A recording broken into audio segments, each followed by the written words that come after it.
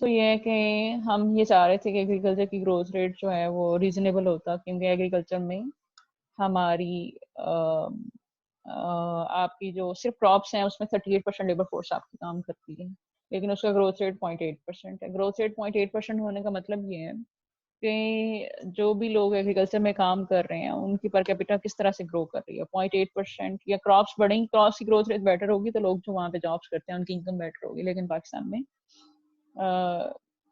ये कोई appreciable rate हमारे पास नहीं रहा। फिर ये है कि पब्लिक इन्वेस्टमेंट बढ़ गई, प्राइवेट इन्वेस्टमेंट कम हो गई। हमने 5 मिलियन जॉब्स क्रिएट की यार 13 से लेकर 18 तक, लेकिन असल में होना तो ये चाहिए था, अ, होना ये चाहिए था कि हमारी इवन जो 2008 से 13 का टाइम पीरियड था उसमें जो जॉब्स थी वो 6.9 मिलियन हमने अचीव की थी, लेकिन उस वक्त ग्रोथ रेट भी कम था।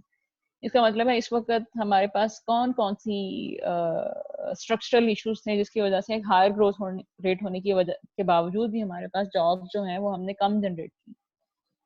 फिर ये है कि हमारी एक्सपोर्ट पोटेंशियल को हमने डिटीरियरेट कर दिया। 0.3% ग्रोथ रेट सिर्फ हमारी एक्सपोर्ट में आई। करंट अकाउंट डेफिसिट 6.3% जीडीपी का हो गया, हालांकि करंट अकाउंट डेफिसिट जो है 4%, जो आईएमएफ की जो लिमिट है वो 4% है कि आपकी जीडीपी का 4% से ज्यादा करंट अकाउंट डेफिसिट नहीं होना चाहिए। फिर से बता रही हूँ, करंट अकाउंट डेफिसिट जो है वो आपके एक्सपेंडिचर और आपके रेवेन्यूज के बीच में डिफरेंस होता है, गवर्नमेंट के एक्सपेंडिचर और रेवेन्यूज के बीच में फर्क होता है। और पाकिस्तान की जो डेट लाइबिलिटीज थी वो 60 से 84% तक बढ़ गई। अच्छा, अब जो हमने अचीव किया वो क्या था कि टारगेट जो जीडीपी का था 4.7% वो हमने अचीव कर लिया। और ये अचीव हमने किस तरह किया? It was dependent on expenditure, यानी आपको पता है जीडीपी में आपके पास सी प्लस आई प्लस जी होता है, तो सबसे ज्यादा सी जो है ना वो हमारी जो जीडीपी था उसमें जो ग्रोथ रेट था वो सी की वजह से था। इसका मतलब है कंजम्पशन जो है वो हमारी अपनी प्रोडक्टिव कैपेसिटी से ज्यादा हमारी कंजम्पशन थी। प्रोडक्टिव कैपेसिटी का मतलब यह है कि इन्वेस्टमेंट कितनी हो रही है, कैपिटल फॉर्मेशन कितना हो रहा है, इंडस्ट्रीज कितनी लग रही है, हम और चीजें कितनी प्रोड्यूस कर रहे हैं। लेकिन असल में जो हमारी जो जीडीपी जो हमारी बढ़ी थी, it was due to C component of GDP, ठीक है, जो कि हमारे पास 94% जिसका शेयर था, बाकी सबका 6% था। तो और उसकी वजह ये भी थी कि हमने देखे इम्पोर्ट्स भी थी, यानी अगर लोग खर्च करते हैं, कंजम्पशन ज्यादा हो जाए, is not always good to have more consumption, but it's not always bad. लेकिन इन्वेस्टमेंट को भी साथ साथ बढ़ना चाहिए। अगर इन्वेस्टमेंट नहीं होगी, सिर्फ कंजम्पशन होगी, तो आप चीजें कहाँ से प्रोड्यूस करेंगे? इसका मतलब है if you are not producing तो capital formation will be halted, but at the same time we will be importing commodities. अगर कंजम्पशन बढ़ रही है और कंजम्पशन आपकी अपनी इंडस्ट्री से पूरी नहीं हो रही, लोकली इंडिजिनस रिसोर्सेज से नहीं हो रही, तो बाहर से आएगी, तो इससे हमने इम्पोर्ट्स भी ज्यादा कर दी। 7.4% हमारी इम्पोर्ट्स थी। एक्सचेंज रेट हमने आर्टिफिशियली लो किया हुआ था। और जो हमारी ग्रोथ थी वो ज़्यादातर डिपेंडेंट विंडफॉल गेन्स भी थे, जो $32 बिलियन थी उसकी। विंडफॉल गेन्स का मतलब ये है कि जो हमारे फायदा हो रहा था it was due to reduced energy prices and reduced commodity prices. Worldwide जो है ऑयल प्राइसेस कम थी, उसकी वजह से हमें गेन हो रहा था। और दूसरा ये था कि हमारी जो कमोडिटी प्राइसेस थी वो भी कम थी, जिसकी वजह से हमें $32 बिलियन का गेन हुआ। यानी जो आपकी ग्रोथ थी, it was more dependent on windfall gains, artificial exchange rate, and C part of our GDP. अच्छा, ये जो हमारा 12th 5 year प्लान है, जिसमें अब हम हैं 2023 तक, हमारा जो 12th 5 year प्लान है 18 से ऑनवर्ड, इसमें यह है कि हम चाह रहे हैं कि लॉन्ग टर्म सस्टेनेबिलिटी आपकी बढ़े, ठीक है, और साथ में सफिशिएंट जॉब क्रिएट हो ताकि आप इंक्लूसिव ग्रोथ एक्सपीरियंस करें। इंक्लूसिव का मतलब यह है कि हम क्या हम सारे जो आपकी सोसाइटी के सेगमेंट्स हैं, क्या हम सबको इंक्लूड कर रहे हैं ग्रोथ प्रोसेस में? नहीं। इंक्लूसिव का मतलब ये भी होता है कि क्या प्राइवेट शेयर कम तो नहीं है, क्या पब्लिक बहुत ज्यादा तो नहीं है। तो इंक्लूसिव का मतलब होता है कि आपकी इकोनॉमी के सारे सेगमेंट्स को आप ग्रोथ प्रोसेस में लेके आ रहे हैं कि नहीं। तो टारगेट्स में सोशल सर्विस डिलीवरी, एफिशिएंसी और प्रोडक्टिविटी, हम एफिशिएंसी को बढ़ाएंगे, प्रोडक्टिविटी को बढ़ाएंगे, डोमेस्टिक रिसोर्स मोबिलाइज करेंगे। डोमेस्टिक रिसोर्स मोबिलाइज करने का मतलब ये है कि जो आपका जो फिजिकल साइड है आपकी, कि आप टैक्स कितना कलेक्ट कर रहे हैं और टैक्स कलेक्ट करने के क्या क्या तरीके हैं आपके पास, और उसको स्पेंड कैसे कर रहे हैं। और जो ग्रोथ टारगेट्स हैं उसमें हम जीडीपी को 5% पे लाना चाह रहे हैं, पर कैपिटा इनकम को 11%, इन्फ्लेशन 6%। और ज्यादातर ये आएगा कहाँ से? लार्ज स्केल मैन्युफैक्चरिंग को ग्रो करके, सर्विसेज को ग्रो करके और एग्रीकल्चर को ग्रोथ रेट आपके सामने है। एग्रीकल्चर को 3.1%, अभी हमने पीछे देखा कि एग्रीकल्चर 0.3% से ग्रो कर रहा है, यानी क्रॉप्स जो हैं। दूसरा ये है कि हम चाह रहे हैं कि हमारी जो एग्रीकल्चर में टर्म ऑफ ट्रेड है वो बेटर हो। टर्म ऑफ ट्रेड होता है, आपको पता होगा, price of exports to price of imports होता है कि अगर हम चीजें, जो एग्रीकल्चरल कमोडिटीज हम एक्सपोर्ट कर रहे हैं दुनिया को और जो हम इम्पोर्ट कर रहे हैं, उसकी जो रिलेटिव वैल्यू है वो आपकी कमोडिटीज की कितनी है, ठीक है, कि जो हम एक्सपोर्ट कर रहे हैं वर्सेस जो हम इम्पोर्ट कर रहे हैं, दोनों के प्राइसेस में क्या डिफरेंस है। तो हम चाह रहे थे हमारी टर्म ऑफ ट्रेड 30% इम्प्रूव करें। हमेशा से पाकिस्तान क्या होता है, ज्यादा वैल्यू एडेड कमोडिटीज हम इंपोर्ट करते हैं, लेस वैल्यू एडेड हम एक्सपोर्ट करते हैं, इसलिए टर्म ऑफ ट्रेड जो है वो अनफेवरेबल है पाकिस्तान के लिए। लेकिन हम चाह रहे थे कि फेवरेबल हो, इससे हम इम्प्रूव करना चाह रहे थे बाई 30%। दूसरा हमारा टारगेट एग्रीकल्चर में ये भी था कि हम फूड इनसिक्योरिटी को 30% कम करना चाह रहे हैं। Eight the same time mall nutrition को 30 to 50%। अभी आप देखें टारगेट जो है, शुरू के जो आपके प्लान पीरियड्स थे उसमें टारगेट आपने देखा ग्रोथ था, सेविंग था और पर कैपिटा इनकम था। फिर देखें टारगेट्स हमारे चेंज होते, बीच में जॉब्स की क्रिएशन आ गई, सेविंग आ गया, फिर हमारा इन्फ्लेशन बीच में टारगेट आ गया। फिर जब हम आईएमएफ वर्ल्ड बैंक के साथ हम अटैच हुए हैं तो करंट अकाउंट डेफिसिट और फिस्कल करंट अकाउंट डेफिसिट आपके पास और ट्रेड डेफिसिट जो है वो हमारे मैम टारगेट्स में आ गए। जी जी मैम मैम मैं पढ़ रहा जी। था कि पाकिस्तान का कोई भी 5 ईयर प्लान कामयाब नहीं हुआ क्या मुझे? मतलब ये देखिए रीजंस हमने देख लिए हैं कि कुछ कुछ हुए नहीं हैं मैम, बीच में सक्सेसफुल। इतना मैम इतना सक्सेसफुल कोई भी नहीं हुआ कि मैम सिर्फ प्लान बने ही है मैम, कि फॉलो कुछ नहीं हो सका कुछ भी। देखो इतना ज्यादा कुछ फॉलो नहीं जी। देखो ये तुम्हारे सामने मैंने लिखा हुआ है, ठीक है। अगर फॉर जी। एग्जांपल अगर हम देखें तो कौन सा सक्सेसफुल रहा है, तो लेट्स से हम फिर ये तो वैसे सक्सेसफुल नहीं था। जो फर्स्ट जी। 5 ईयर प्लान था पार्शियल सक्सेस, ठीक है। पार्शियल का मतलब है कि कुछ भी हमने अचीव नहीं किया, लेकिन उसकी रीजन भी साथ लिखी हुई है कि इम्प्लीमेंटेशन हमने लेट की। फिर हमारे जो आजकल तो डेट सर्विसेज का भी इशू है कि आपने वहां पे पैसे देने, आपको अपना बेल आउट पैकेज के लिए जाना पड़ता है, इकोनॉमी रन करने के लिए भी डिपेंडेंट होना पड़ता है। तो इस तरह के हालात हो गए हैं। ये जो 60-65 का था फेयर सक्सेस, ठीक है, इसमें इसको भी आपको पता है, हमने पढ़ा था पहले कि हमारा एग्रीकल्चर और इंडस्ट्रियल ग्रोथ था। यू रिमेम्बर के इंडस्ट्रियल रेवोल्यूशन था, एग्रीकल्चर रेवोल्यूशन था, लेकिन फेयर सक्सेस तो है कि हमने ग्रोथ, एक्सपोर्ट और पर कैपिटा इनकम हमने अचीव की। लेकिन जो हमारे सोशल इंडिकेटर्स हैं अगर उसको भी हम सक्सेस का पार्ट बना लें तो वो तो पोर हो गए, तो ओवरऑल सक्सेस फिर भी हम लैक कर गए। लेकिन फिर भी फेयर सक्सेस तो रही है, जो टारगेट थे वो हमने अचीव किए। टारगेट हमारे वो नहीं थे जो मैंने भी बता के की। फिर ये partial success, partial failure, partial success, fair success, 2 time period है जिसमें हम फेयरली सक्सेसफुल रहे हैं, और वो भी एज डिपेंडेंट हमारी सक्सेस थी, ठीक है। तो जैसे 83 88 है, फिर partial success, failure, partial success. तो ज्यादातर जो थे वो फेलियर हमारे रहे हैं, अचीव नहीं है। उसकी रीजन साथ साथ दी हुई है कि उसकी क्या रीजंस थी। कि जैसे देखें हमने कहा कि 2005 से लेके 10 तक फेलियर था। उसकी रीजन एक तो पोलिटिकल इंस्टेबिलिटी, और पाकिस्तान में हमेशा ही ऐसे रहा है, जैसे जब भी पोलिटिकल इंस्टेबिलिटी होती है साथ ही कैपिटल फ्लाइट भी घट जाता है, यानी यहाँ के लोग पैसे अपने उठा के बाहर लगा देते हैं, या फिर जैसे मनी लॉन्ड्रिंग वगैरह के थ्रू भी जाते हैं। फिर एनर्जी शॉर्टेज भी मेजर ऑब्स्टिकल्स में रहा है आपके। फिर इन्फ्लेशन था, ऑयल प्राइसेस, बहुत सारी चीजें एक्यूमुलेट होके आपके फेलियर को जो है, along with issues of governance and corruption, तो ये मेजर इश्यूज भी हैं जो जिसकी वजह से हमारा फेलियर हुआ है। तो फेलियर की भी रीजंस दी हुई हैं। और ये जो जैसे अभी अभी कहा 13-18 का जो पिछली गवर्नमेंट का टाइम पीरियड था, उसमें भी देखें, नजर तो देखने में यही आ रहा था कि एवरीथिंग इज गोइंग गुड, आपका जीडीपी ग्रोथ रेट 4.7% था, लेकिन उसको भी फंडामेंटल या इंफ्रास्ट्रक्चरल इश्यूज थे उसके, या आप ये समझे स्ट्रक्चरल इश्यूज थे कि आर्टिफिशियली हमने लोअर एक्सचेंज रेट की बेस पे हमारी जो ग्रोथ रेट था वो बेस कर रहा था। दूसरा जो हमारे विंडफॉल गेन्स थे कि हमने कुछ भी नहीं किया तो हमारा फायदा हो रहा था। वो $32 बिलियन से, जो कि ऑयल प्राइसेस या कमोडिटी प्राइसेस कम होने की वजह से हमें मिल रहे थे। लेकिन बाकी जो जॉब्स हम क्रिएट करना चाह रहे थे ग्रोथ रेट के हिसाब से, वो कम थी, लैग कर गई। पब्लिक सेक्टर इन्वेस्टमेंट थी ज्यादा, प्राइवेट सेक्टर इन्वेस्टमेंट कम थी। और जो सबसे इम्पोर्टेंट चीज है कि आपकी प्रोडक्टिव कैपेसिटी नहीं बढ़ रही थी। प्रोडक्टिव कैपेसिटी अगर आपकी बढ़ती है तो ही आपकी ग्रोथ जो है वो सस्टेनेबल होती है। लेकिन हमने क्या किया, सी के ऊपर सारा कुछ रिलाई किया, कंजम्पशन पार्ट के ऊपर इन्वेस्टमेंट ज़्यादा नहीं हुई और इंपोर्ट को भी प्रमोट किया। एक्सपोर्ट हमेशा अगर आप ये चाह रहे हैं कि आपका जो है वो आपका जो ट्रेड डेफिसिट कम हो, तो उसके लिए ये होता है कि आपको आपकी एक्सपोर्ट ज़्यादा करने की ज़रूरत होती है, लेकिन पाकिस्तान में देखें इंपोर्ट ज़्यादा रही है, तो इसलिए फेलियर। तो उसकी रीज़न साथ साथ नहीं जो अभी जो गवर्नमेंट का टाइम पीरियड है, उसका जो 12 5 ईयर प्लान है, उसमें ये चीज़ें हम चाह रहे हैं, यानी ये वाली चीज़ें हम चाह रहे हैं कि एफिशिएंसी प्रोडक्टिविटी बढ़े, डोमेस्टिक रिसोर्स मोबिलाइज हो। उसके लिए हमें क्या चाहिए, 16% इन्वेस्टमेंट की जरूरत है।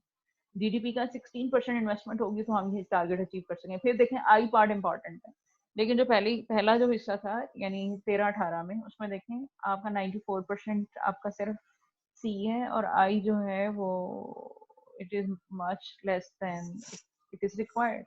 यहाँ पे हमें 16% चाहिए।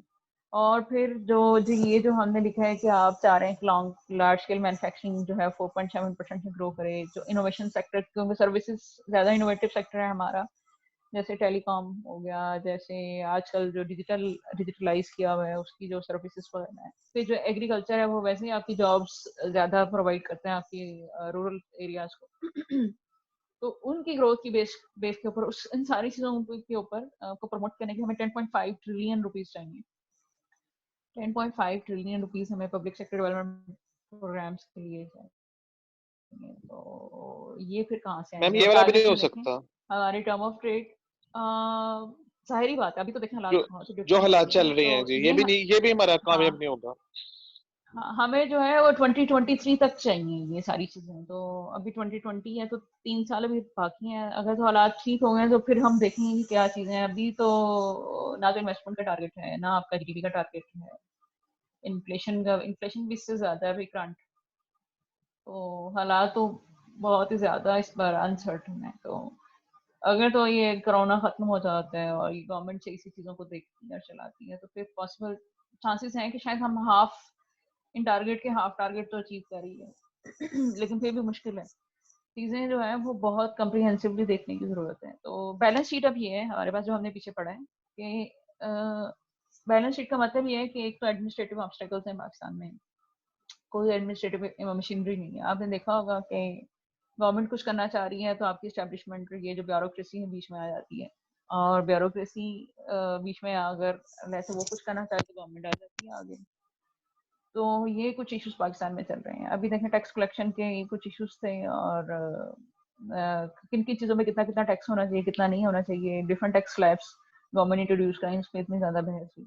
हर चीज़ में जो ब्यूरोक्रेसी एक्चुअली आपकी एस्टेब्लिशमेंट यही होती है, यही मशीनरी काम करनी होती है। अगर यही काम नहीं करेंगे तो फिर टारगेट अचीव करना मुश्किल होता है। तो इफेक्टिव एडमिनिस्ट्रेटिव मशीनरी नहीं है पाकिस्तान में, इंसेंटिव्स कम है, प्रोसीजर जो है वो एज ओल्ड प्रोसीजर है पाकिस्तान का। अभी तो फिर थोड़ा बहुत डिजिटलाइज होनी शुरू हो गई हैं चीज़ें, नहीं तो पासपोर्ट या सीएनआईसी या फिर आपने आपकी ज़मीन का कोई अता पता लगवाना हो गाँव वगैरह एरियाज का, बड़ा मुश्किल होता था। थोड़ा उन्होंने रिकॉर्ड वगैरह को डिजिटलाइज करना शुरू किया, लेकिन फिर भी जो प्रोसीजर्स हैं फिर भी एज ओल्ड हैं लोगों को। यानी अगर आपने कोई कुछ करना हो तो सोचना पड़ता है कि क्या हर जगह जाकर रिश्वतें देनी पड़ती हैं चीज़ों में, और वो भी टाइम लगता है, चीज़ें आसान नहीं है पाकिस्तान में। फिर ये है कि मिनिस्ट्रीज और एजेंसीज के बीच में कोऑर्डिनेशन का इशू है, और अभी तो प्रोविंशियल और फेडरल गवर्नमेंट के बीच में भी कोऑर्डिनेशन के प्रॉब्लम। आप सिंध और इस्लामाबाद के बीच में इश्यूज को देख लें अभी भी अगर आप खबरें देखें तो यही हो रहा होता है। कोई कहता है कि हमें हमारी पॉलिसी, हमें कोरोना पे सही गाइड नहीं किया गया, हमें फंड्स नहीं दिए गए। कभी कोई कहता है कि सुबाइयत की बात हो रही है, कोई कहता है कि I mean these kind of things are in discussion, hot discussion. फिर ये है कि प्रेपरेटरी वर्क नहीं है हमारे पास काम। हमें जैसे अभी पीटीआई की गवर्नमेंट आई तो उन्होंने कहा कि they they will be doing this and that, और इतनी जॉब्स नहीं उतनी देंगे, लेकिन कोई फ्रेमवर्क नहीं था, कोई प्लान ही नहीं था इनके पास। तो प्रॉपर अगर आप कुछ कह रहे हैं कि आप इतने जॉब्स देंगे तो आपके पास प्रॉपर प्लानिंग पहले होनी चाहिए थी। आपका पूरा इकोनॉमिक प्लान होना चाहिए था कि आपने किस किस सेक्टर को कैसे कैसे चलाना है। इन्होंने ऐसे नहीं किया, अब ये सोचना कर रहे हैं। फिर इम्प्लीमेंटेशन प्लान्स नहीं होते हमारे, कि फाइनेंशियल डिसिप्लिन के इश्यूज होते हैं, पैसे भी नहीं होते हैं हमारे पास, बार बार पॉलिसीज बदलती रहती हैं। जैसे हुआ था कि अच्छा आप एक फोन नहीं ला सकते, उस पर टैक्सेस होंगे, या फिर आप विद होल्डिंग टैक्स को हम डिफरेंशिएट करेंगे, तो या फिर आपको पता है वो शनाख्ती कार्ड वाला जो इशू था कि आपके पास सेलिंग बाइंग के लिए, ट्रेड के लिए शनाख्ती कार्ड की शर्त लाजमी थी, तो वो हटा दी इन्होंने। यानी इतना ज्यादा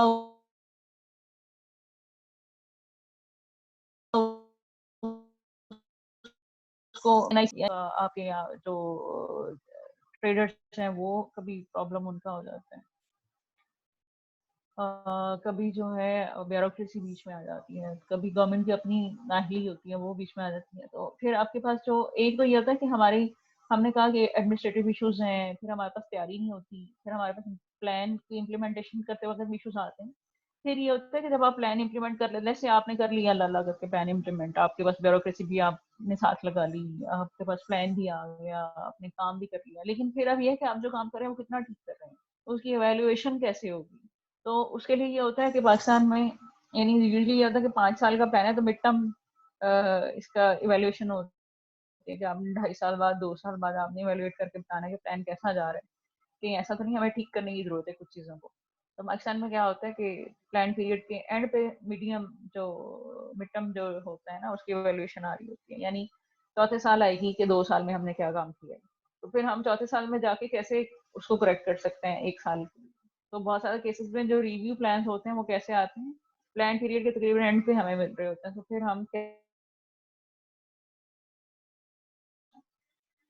अच्छा जी, जो न्यू पैराडाइम्स है डेवलपमेंट की वो ये है आजकल, ये हमने पढ़ा है कि जो 17 गोल्स हैं, पॉवर्टी है, हंगर को कम करना है, पॉवर्टी को कम करना है। पाकिस्तान में जो आप देखें कि अभी जो करंट प्लान्स हैं उसमें जो अभी लेटेस्ट प्लान 23 तक है, उसमें हम फूड इनसिक्योरिटी को कम करना चाह रहे हैं, आपने देखा है, हम एग्रीकल्चर को प्रमोट करना चाह रहे हैं, और फिर जो है हम रूरल नॉन फार्म इनकम को बढ़ाना चाह रहे हैं, माल न्यूट्रिशन को कम करना चाह रहे हैं। तो हम जो है वैसे तो ये जो 17 डेवलपमेंट के गोल्स हैं, इन गोल्स को भी हमारा प्रॉपर डेवलपमेंट प्लान्स का हिस्सा बनाया जाता है और इसके टारगेट्स लिखे जाते हैं, उसको अचीव करने का तरीका भी बताया जाता है, उसकी वैल्यूएशन भी होती है कि हमने कितने अचीव करते हैं सस्टेनेबल डेवलपमेंट गोल्स में।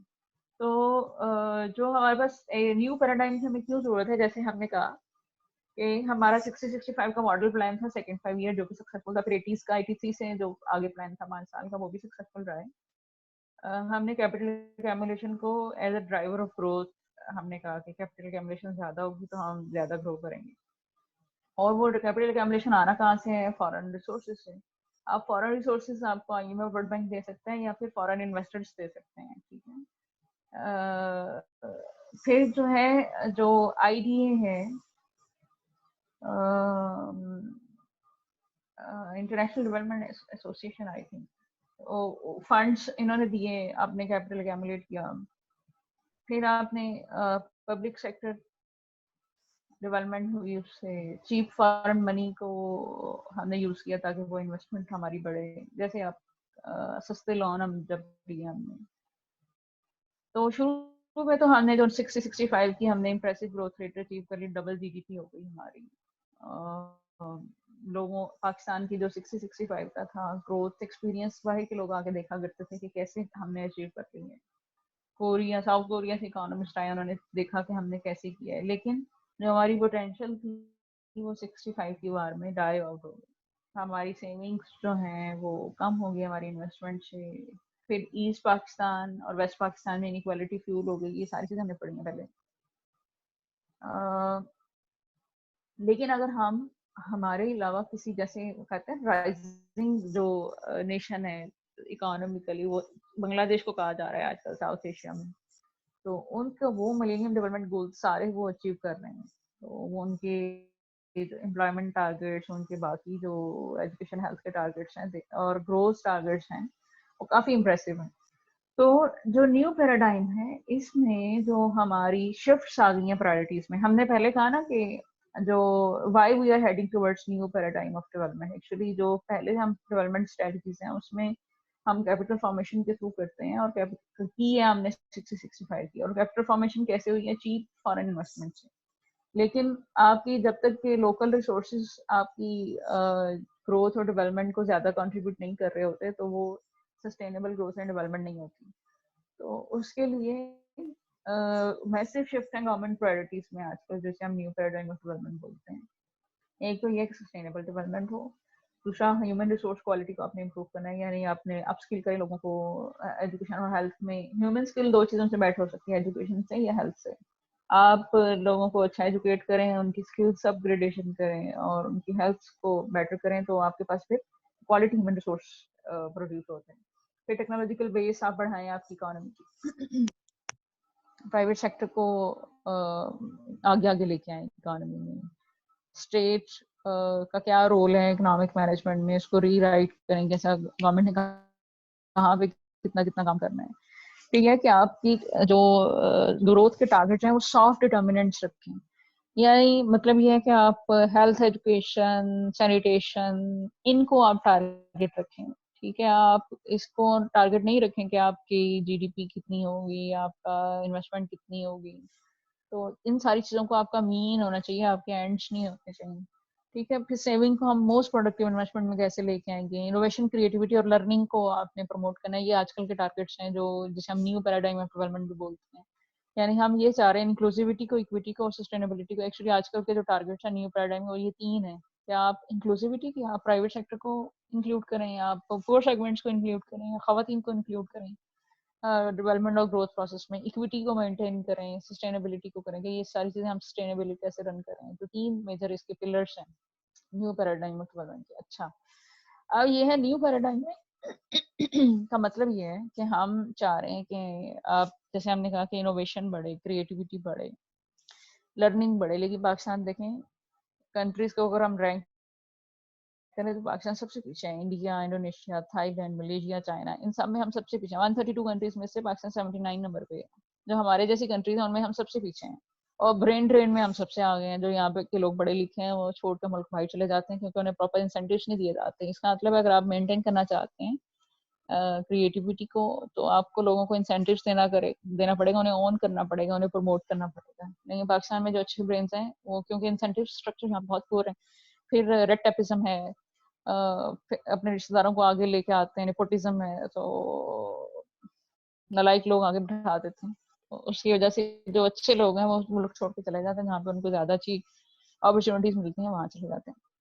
क्वालिटी ऑफ एजुकेशन सिस्टम में भी हम बहुत ही पीछे हैं, तो 99 नंबर पे हैं हम। तो ये अगर आप इनोवेशन और इनोवेटिव कैपेसिटी देखें तो ये पाकिस्तान का स्टेटस है। तो इस पे बहुत ज्यादा काम करने की जरूरत है, फिर ही हम जो इंक्लूसिविटी, इक्विटी और सस्टेनेबिलिटी को अचीव कर पाएंगे। तो this is how things will go on. यानी अगर हम प्लानिंग प्रोसेस पढ़ें और प्लानिंग की रीजंस देखें कि कैसे होना चाहिए। पाकिस्तान में 2 प्लान सक्सेसफुल रहे हैं, जैसे अर्शलान भी कह रहा था कि उसने देखा है कि फेलियर ही, ज्यादातर फेलियर ही रहे हैं, और उसकी रीजन हमारी एड पे डिपेंडेंसी ज्यादा है, फिर वार्स हैं, फिर पोलिटिकल इंस्टेबिलिटी है, फिर जो हमने बैलेंस शीट पढ़ी है कि हमारे पास कोई प्रेपरेटरी वर्क नहीं है, एडमिनिस्ट्रेटिव के बहुत सारे इश्यूज हैं, हमारी ब्यूरोक्रेसी जगह जगह आ जाती है बीच में, काम नहीं करने देते ये लोग। फिर है प्लान्स की इम्प्लीमेंटेशन के इश्यूज हैं, और अगर इम्प्लीमेंटेशन हो जाए तो उसकी वैल्यूएशन के इश्यूज हैं। तो अगर आपको क्वेश्चन आ जाता है कि आप बताएं कि सक्सेस और अनसक्सेसफुल प्लान्स की क्या रीजंस हैं, तो आप बता भी सकते हैं। और जो 2 प्लान सक्सेसफुल रहे हैं उसकी भी रीजन लिखी हुई है, तो आप उसको हाईलाइट कर सकते हैं। और जो न्यू पैराडाइम है उसके हिसाब से सस्टेनेबल डेवलपमेंट, इंक्लूसिविटी, इक्विटी जो है वो इम्पॉर्टेंट है।